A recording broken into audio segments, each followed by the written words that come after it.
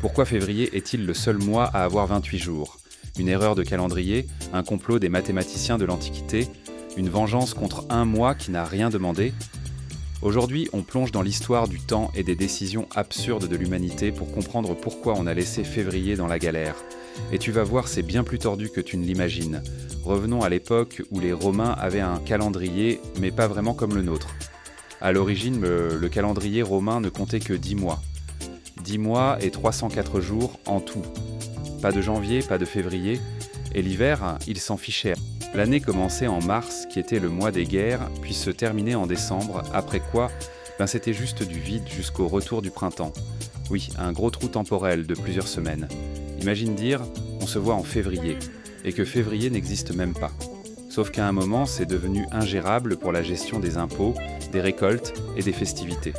C'est là qu'un roi légendaire, Numa Pompilius, a décidé d'ajouter 2 mois, janvier et février.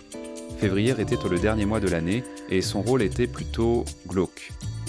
C'était le mois des purifications et des rites funéraires, d'où son nom, Februarius, qui vient de februar, qui signifie purifier. Oui, on a littéralement un mois dédié au rituel pour éviter la poisse. Mais attends, ça va devenir encore plus bizarre.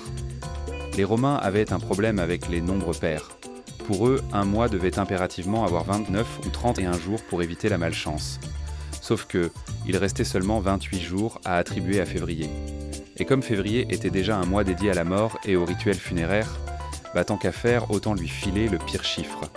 Voilà comment février s'est retrouvé avec 28 jours, juste parce qu'il était en bout de calendrier, et que les autres mois s'étaient servis avant lui. Mais attends, ce n'est pas fini, il y a encore une petite embrouille politique dans l'histoire. En 46 avant Jésus-Christ, Jules César a décidé d'instaurer le calendrier julien, un système plus stable avec 365 jours et un jour bissextile tous les 4 ans. Mais plus tard, l'empereur Auguste, pas content que le mois de juillet, Julius, ait 31 jours, alors que août, Augustus, en avait 30, a décidé de voler un jour à février pour gonfler son propre mois. Alors, est-ce que c'est vrai ? Peut-être pas, mais cette légende a bien circulé et explique pourquoi février a si peu de jours aujourd'hui. Moralité, être le dernier, c'est toujours la galère.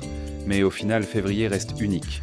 Il est le seul à avoir un 29 février tous les 4 ans et il est le plus court de tous, ce qui fait de lui un mois spécialement bizarre, et donc parfaitement adapté au club des questions bêtes. Alors, la prochaine fois que tu te plains de février, souviens-toi que ce mois a littéralement été sacrifié par l'histoire.